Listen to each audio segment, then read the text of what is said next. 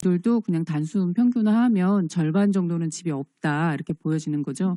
근데 집값은 서울이 제일 높은데 정작 집을 소유하고 있는 사람은 서울이 전국에서 가장 낮다. 그리고 더 문제는 서울의 집값 소유율은 줄어들고 있다는, 추이가 줄어들고 있다는 게 더 심각한 문제입니다.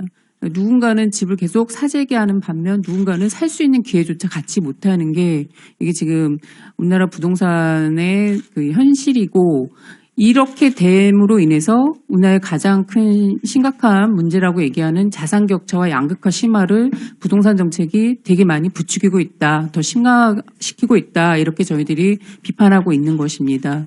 그 문재인 정부 때도 집값이 많이 오른 것은 다들 아실 겁니다. 역대 최고의 집값 상승으로 문재인 정부 내내 부동산 실책에 대한 비판이 있었고 결국은 5년 만에 정권을 넘겨주는 결과로 이어졌다고 저희는 보여지는데요.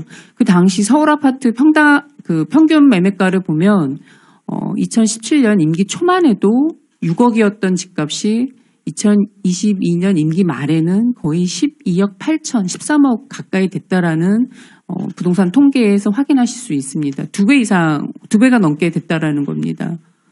그만큼 심각한 집값이 치솟는 거기 때문에 저희들이 계속 무슨 얘기를 했냐면 불로소득 주도 성장을 했다라고 평가를 해왔습니다. 그 때문에 또 젊은 청년들은 더 이상 내 집 마련의 기회를 가질 수 없는 거 아니냐라는 불안감에 영끌을 해서라도 어떻게든 그 치솟는 집인데 집값이 치솟음에도 불구하고 어떻게든 집을 사야겠다라는 그런 위기의식이 확산되면서 영끌까지 생겨났다고 저희들은 보여지는데요. 그럼 윤석열 정부 들어와서는 집값이 어땠는가, 오늘 그 결과를 좀 알려드리고자 합니다. 윤석열 정부에서는 집값을 보면은 문재인 정부만큼 그렇게 큰 폭으로 상승하지는 않았습니다.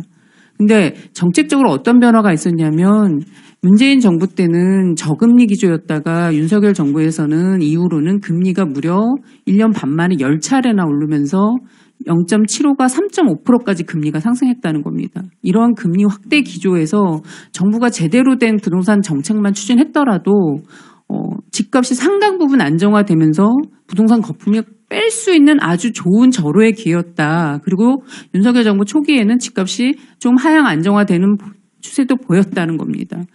지금도 전국에는 미분양이 넘쳐나고 매도 물량이 넘쳐난다는 기사가 계속 나오고 있습니다.